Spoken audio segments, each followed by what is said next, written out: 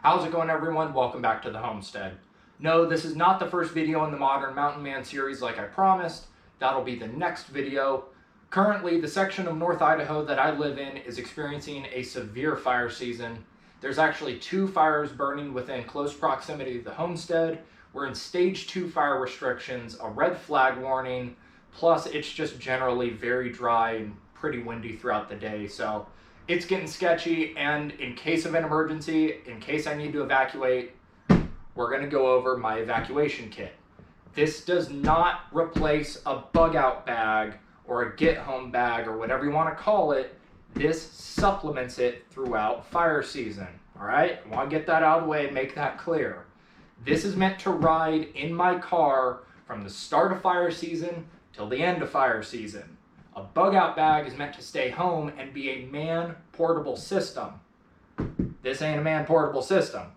So without any further ado, before we crack into this, we got to talk about the tools that are in front of this guy. We obviously got a shovel, and then we got a Pulaski. And yes, this is actually a legit Forest Service Pulaski. It's one of 4 or 5 that I have in my collection. Now, why do I have those as well as a bucket on the table? Well, it's actually the law that if you're going to visit a national forest, you must have a bucket and a shovel. It is required by law. Because if you need to put out a campfire, put out a fire, you need to have the tools with you. Now, I add to that a Pulaski, because if there's a chance that I need to cut a small fire line or that I can cut a fire line, I'm going to cut a fire line. Is that likely? No. What's more likely is that there's going to be a small tree or a branch that's blocking the road that I'm going to need to chop up and get out of the way of my car so that I can keep on driving. So, Pulaski. And then again, shovel has multiple uses, bucket has multiple uses for putting out a fire, tossing dirt on a fire, on and on and on. So those, in my opinion, are pretty indispensable. Now those I will not say ride with me 24/7 during fire season. I do keep those here at the house, but they are right there on my porch in case I do need to just chuck them in the car and go. So with that out of the way, let's start digging into this guy. Now there is a rhyme and a reason to how I pack this guy, and we'll go over that as we go. I should mention that FEMA, I think it's FEMA, recommends that in an evacuation kit or an emergency kit, you should have 3 days worth of food, water, and clothing. I switched that up a little bit because I have 2 dogs plus myself, and my evacuation plan is not to go to a shelter or to go to, the county fairgrounds or whatever. I'm getting way the heck out of Dodge. I'm going hundreds of miles away. I already have a plan worked out. So I'm not too concerned about having a massive amount of clothes or a massive amount of food. Because again, let's remember that we're not facing a post-apocalyptic world. We're going to have credit cards. We're going to have cash. We're going to be able to go to the store and buy stuff. So with that out of the way, this is how the top looks. I have my clothes on top because there's a good chance that I'm going to want to change if there's something going down and I'm moving around, getting sweaty, on and on and on. I only have 1 pair of jeans because you can wear jeans more than 1 day, people. 4 pairs of socks because you might as well have a couple extra pairs of socks. These aren't the special Fox River kind that I wear daily. They're just kind of some rando socks that I got for Christmas or my birthday, but in an emergency, they'll work. Undies, of course, gotta have undies. A couple t-shirts, and then sweatpants. I want to be comfortable when I sleep. Even if it's an emergency, I got the room in this box. Might as well pack some sweats. Next couple things. To keep a clean camp. This is actually kind of ironic. I have 4 Smokey the Bear bandanas. 100% cotton, made in the USA. You can buy them actually direct from the USDA, US government, however you want to put it. It's the symbol cash or cachet. You can buy 50 of these for 35 bucks, and I don't think you can find a better deal for bandanas. So like I say, I have a whole stack of those, and that's just like I say, My idea with this kit is that I'm going to probably take at least a day, potentially 2 days to get to where I'm planning on being. And with that said, I'm going to be car camping. I'm going to have, campsites, be boondocking. So I want to keep the camp clean. I want to keep stuff nice. One thing that I know I forgot to add in here is a bunch of garbage bags, and I see them laying on my counter, so I'm going to go and put them in after we make this video. But the next thing that's in here is a bivvy. This is SOL, Survive Outdoor Longer. They make a bunch of different bivvies. This is kind of like their mid-range one, and for just, staying warm, we are getting temps down into the mid 40s at this time of the year, and they could even get into the low 30s. So you want to make sure that you can stay warm, and this is not the only way that we have to stay warm. The next thing in this kit is a full-size Swiss Link wool blanket. Now, of course, this is just recycled wool. It's not like it's a Hudson Bay blanket or anything, but it'll do in a pinch. And during summertime or during fall, when, like I say, temperatures during the nighttime can be anywhere from the 70s all the way down into the 30s. You got to be ready for all of that. So, bivvy plus a blanket plus another product from SOL.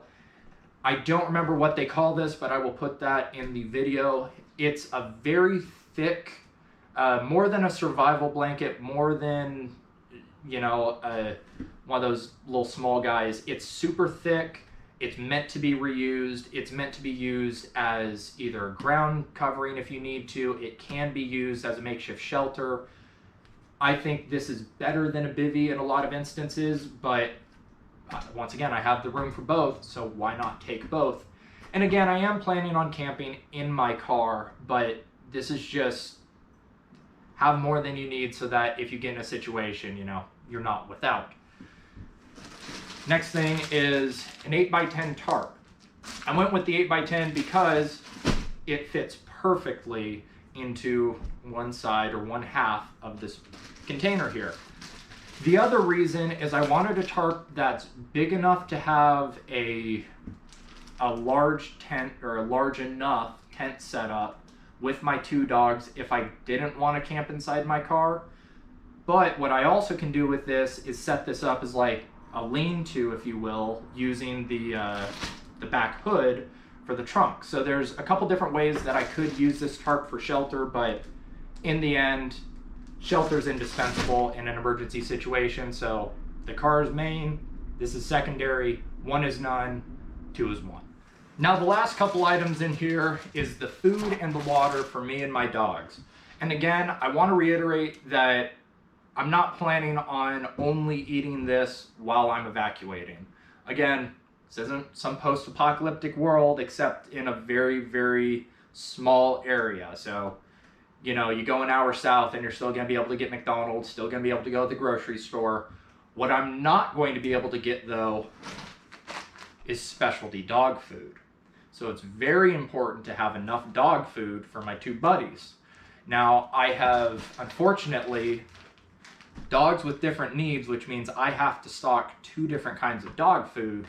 And I have, let me do the math here, 4 bags each, and I have about 2.5 to 3 days if I stretch it out. So a little over a week, potentially 2 weeks if I, like I say, if I needed to stretch it out.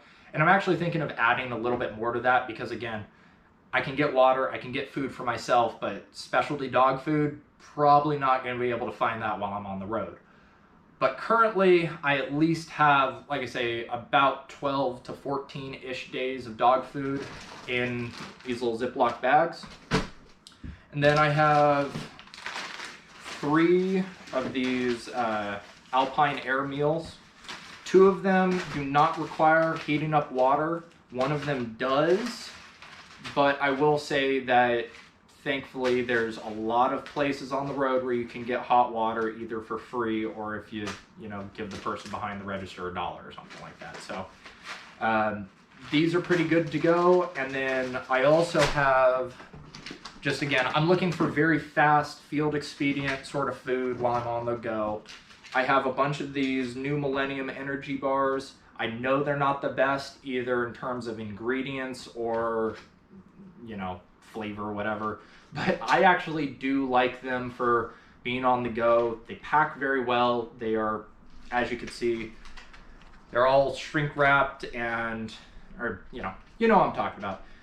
They're good for this purpose. So I have 1, 2, 3, 4, 5, 6, 7 of these, and then 3 of these. So if I really, like if we are talking about I'm out in the middle of nowhere for some reason and I just have to survive on this food alone, I could stretch it out to 5 to 7 days. I know that sounds insane, but look up how long you could go without eating, and stretching this across 5 to 7 days is not unreasonable. What you can't go long periods without is water. And for all my friends, you're probably screaming at your screens right now because you know how much I despise plastic water bottles. However, it is nearly impossible to stock well water for long periods of time and keep it clean, keep it sanitary. It's not impossible, but it's just better to have the filtered, treated, bottled water that's meant to be stored for long periods of time. This, however, is going to need to be taken out of the kit if or when the temperatures get too low below freezing. If it's only like 33, 32 degrees, it'll probably be fine. These won't freeze solid. Anything below that, and we're getting to potentially rupture territory. Now that is one of the reasons why I packed this the way that I did, having the tarp on top of the water bottles, and then having the wool blanket on top of that, and then having my clothes on top of that. My clothes, unless this just gets totally flipped and tossed over, my clothes should always be dry. Wool is barely hydrophilic. It will absorb a little bit of moisture, but it is not very good at it. So the majority of that blanket, even if all these water bottles burst, that blanket should still be okay to keep me at least somewhat warm, even if it's just half of the blanket. And then again, the tarp is covering this half of the container where all the water bottles are. So even if they did rupture and spray everywhere, they're only going to be spraying on the tarp. Now, how many of these do I have in here? 1, 2, 3, 4, 5, 6, 7, 8, 9, 10, 11, 12, 13, 14, 15, 16, 17, 18 water bottles. Now, I'm not saying that that is a full 3 days worth, especially when you factor in cleaning, whether that be dishes or whether that be yourself. I don't have any dishes in this kit, but your kit might be different. And also, let's remember, I have 2 dogs that need water with their food and water to drink. But once again, I'm not 100% reliant upon this kit. Like I say, you have the bug out bag, you have this, and then you have the stores. You know, 1 is none, 2 is 1, 3 is better. I'm not fully reliant on my bug out bag. I'm not fully reliant on my fire kit. I'm not fully reliant on being able to get to the store and buy stuff.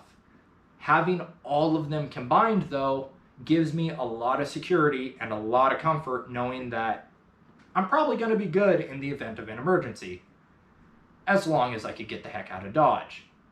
So with that, you guys, I hope you enjoyed this video. I hope you learned something, and I hope this inspires you to put together your own emergency kit, whether it's for a hurricane, a tornado, a power outage, whatever the case may be. Hopefully it gets you in the mood to get prepared, because as we get closer to fall and winter, at least in my area, that's when we start to see a lot of these emergencies, beyond wildfires, of course. So with that, thank you for watching. Subscribe if you haven't done so already. Comment if you have any comments or questions. Like the video if you liked it. Share the video with someone you think also might enjoy it. With that, you guys, thank you for watching. Think for yourself. Shoot straight. We'll see you next time.